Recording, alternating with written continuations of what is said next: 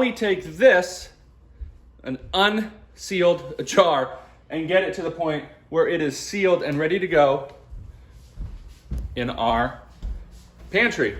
And here is how we do it. First off, and I'm here with Bridget helping me out today. First off, we have a jar that we filled up. That's a half-gallon mason jar that is full of organic popcorn. Simple enough. Next, we use our Foodsaver. This is what you would traditionally see used. You would pop this open it up, and seal there. But you can get attachments that will actually seal mason jars. And so I will show you here.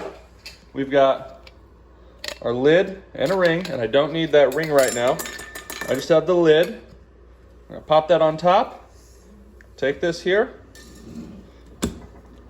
Make sure it's nice and seated good.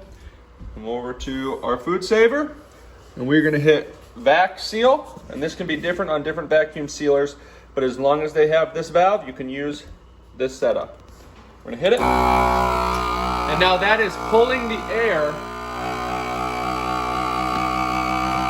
from inside the vacuum, and it happens in a pretty neat way. And then once it's sealed, you know, popcorn may be a little different than some other grains, but like white rice lasts 10 years airtight sealed like this. Brown rice definitely lasts a couple years. And so once you're done with it, you'll see here, lights go off, and all we do is we're just gonna release the pressure. Whew, you hear that? And then pop this off, and you can see here, I'll show you, I'm gonna lift it up just by that ring, and that is airtight, sealed, and ready for long-term storage. And so now we go right there, and you can put the ring on. It doesn't actually need to go on. And then, what do, Bridget? We take this, and we can set this up on here, and it'll last for a good long while until you're ready to open it, and then you open it just like anything else.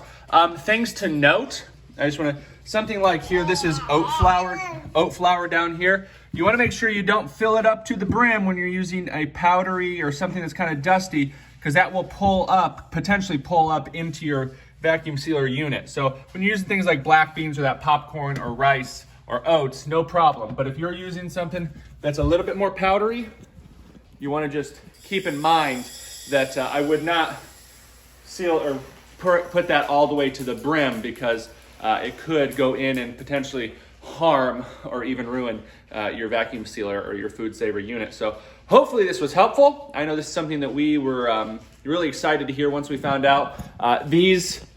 We prefer to use half-gallon mason jars. You could obviously use quarts or even less, but half-gallon mason jars really fit nicely in this cabinet I built in our home. There you go. And it works out really, really nicely. And hopefully this was helpful. If you did find it helpful, make sure you hit the like and subscribe button for more videos, and we'll keep you posted. Bridget, you got anything else to say? Yeah, make sure to check out the shirts on our website, plantbasedgabriel.com/shop, and we'll see you in another video.